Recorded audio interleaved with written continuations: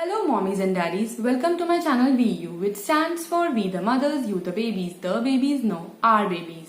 So guys, today's topic of the video is what are diaper rashes, what are the causes of diaper rashes, what are the symptoms of diaper rashes and what are the types of diaper rashes.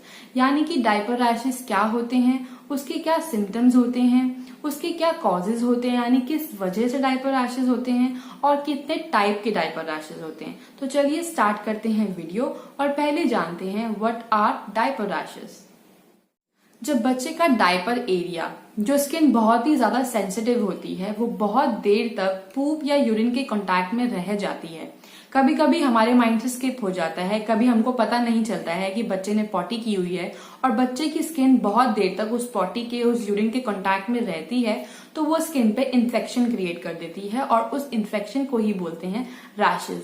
अब ये rashes बहुत से types के होते हैं, आगे video में discuss करेंगे।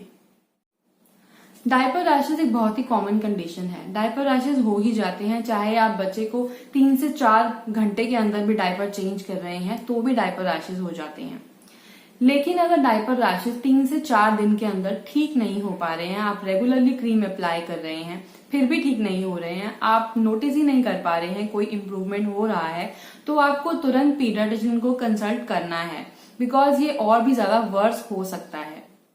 अब जानते हैं कि इसके ऐसे सिम्टम्स क्या हैं कि हम पहचान पाए कि बच्चे को डायपर रैशेज हो गए हैं। आप देखेंगे बच्चे का डायपर वाला एरिया है वो बहुत ही रेडिश हो गया है, फ्लेकी सा हो गया है, स्केली सा हो गया है, थोड़ा सा बम्प भी दिख रहा है, तो आप समझ जाइए कि बच्चे को डायपर रैश हो गया है।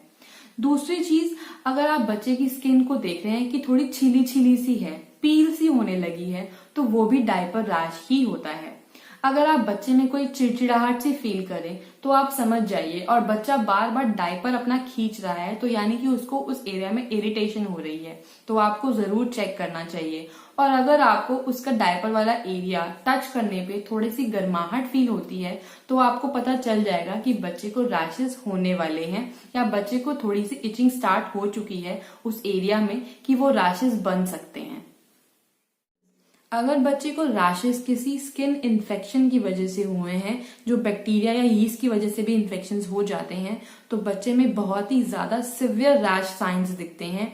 जैसे बच्चे की स्किन पे आपको छाले दिखने लगेंगे, ओपन सोर्स जैसे, खुले हुए छाले जिनको बोलते हैं, जिनका मुंह खुला होता है, वो दिखने लगेंगे डायपर एरिया के अंदर। या आपको पस फिल्ड ब्लिस्टर्स भी दिख सकते हैं, यानी कि पानी से भरे हुए, पस से भरे हुए ब्लिस्टर्स यानी छाले भी दिख सकते हैं बच्चे के डायपर एरिया के अंदर। और कभी कभी ऐसे रैशेज भी हो जाते हैं जिनमें पानी भरा होता है, पस भरी होती है और वो निकलने लगती है बच्चे के रेडिश एरिया के अराउंड, तो वो एक बहुत ही क्रिटिकल कंडीशन है जब आपको तुरंत डॉक्टर के पास जाना है और दिखाना है। अब जानते हैं व्हाट कॉजेज डायपर रैशेज, यानी कि डायपर रैशेज किस वजह से होते हैं। कभी कभी डायपर रैशेज आपके रेगुलर चेंज करने के बावजूद भी हो जाते हैं। आप हर 3 से 4 घंटे में बच्चे का डायपर चेंज कर रहे हो तब भी बच्चे को रैशेज हो जाते हैं। तो आइए जानते हैं और कौन सी वजह है जिनसे डायपर रैशेज बच्चे को हो सकते हैं।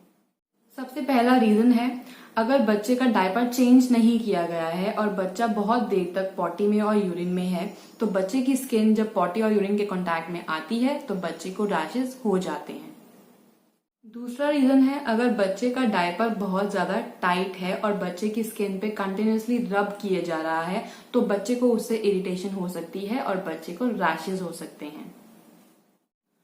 थर्ड रीजन हो सकता है, जो बच्चे बहुत ज्यादा सेंसिटिव होते हैं, जो बच्चों को बहुत जल्दी एलर्जीज हो जाती हैं, उन बच्चों में डायपर रैशेज बहुत जल्दी हो जाते हैं और इतनी छोटी छोटी चीजों से भी हो जाते हैं। जैसे हम बच्चों के जो डिटर्जेंट यूज करते हैं उनमें अगर कोई ऐसा इंग्रेडिएंट प्रेजेंट है जिससे बच्चा एलर्जिक है तो बच्चे को तब भी रैशेज हो जाते हैं। बच्चों के कपड़े जो हम पहनाते हैं तरह तरह की डाइज से बने होते हैं, तो कुछ बच्चों को डाइज से भी एलर्जी हो जाती है। कुछ बच्चों को जो हम सोप यूज करते हैं उन सोप से भी एलर्जी हो जाती है।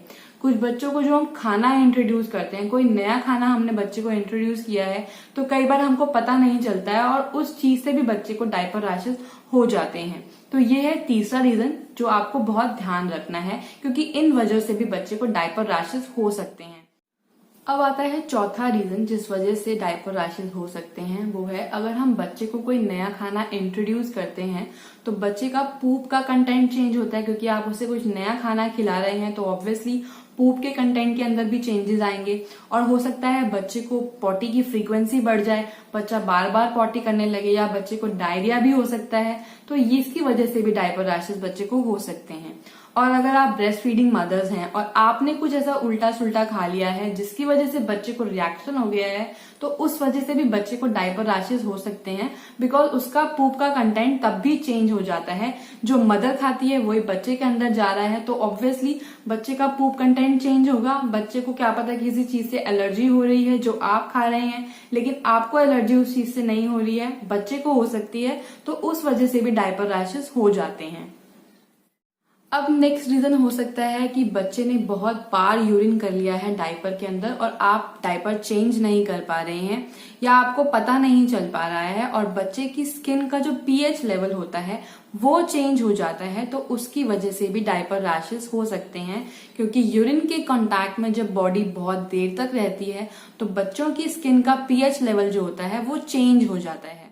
अगर हम किसी वजह से बच्चे का डायपर चेंज नहीं कर पा रहे हैं और बच्चे ने बहुत बार यूरिन पास कर लिया है, पूरा डायपर उसका भर चुका है, चेंज नहीं हुआ है, तो बच्चे का वो डायपर एरिया बहुत देर तक मॉइस्ट रह जाता है, जिसकी वजह से बैक्टीरिया और फंजाई का भी वहां पर ग्रोथ स्टार्ट हो जाता है और वो भी डायपर रैशेस को क्रिएट कर देता है। डायपर रैशेस बच्चे को हो जाते हैं अगर वहां पे बैक्टीरिया और फंजाई बहुत ज्यादा क्वांटिटी में बढ़ने लगता है। अब एक रीजन हो सकता है डायपर रैशेस का आपकी एंटीबायोटिक्स या फिर आपके बच्चे की एंटीबायोटिक्स।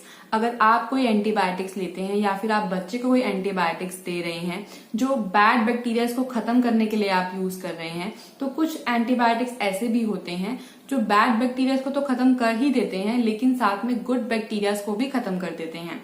बच्चे के डाइजेस्टिव सिस्टम के अंदर कुछ ऐसे बैक्टीरियाज होते हैं जो वहां पे यीस्ट की फॉर्मेशन को रोकते हैं, मतलब खत्म करते हैं। तो अगर वो गुड बैक्टीरियाज भी एंटीबायोटिक्स की वजह से खत्म हो जाएंगे तो बच्चे को रैशेस हो सकते हैं, ऐसे रैशेस जो किसी यीस्ट की फॉर्मेशन की वजह से हुए हों। तो गाइज ये थी आज की वीडियो जिसमें मैंने आपको बताया है कि डायपर रैशेस क्या होते हैं, कितने टाइप्स के होते हैं, क्या इनके कॉजेज होते हैं और क्या इनके सिम्टम्स होते हैं। तो आई होप कि आपको ये वीडियो पसंद आया होगा। अगर आपको ये वीडियो पसंद आया हो, आपको हेल्पफुल लगा हो, तो please hit the like button, share the video with your friends and family members and don't forget to subscribe my channel for further video notifications. तो चलिए गाइज, अब मिलते हैं अगली वीडियो में जिसमें हम बात करेंगे डायपर रैश ट्रीटमेंट के बारे में और प्रिवेंशन के बारे में। तब तक के लिए देखते रहिए मेरा channel. Bye bye, take care and thanks for watching we you.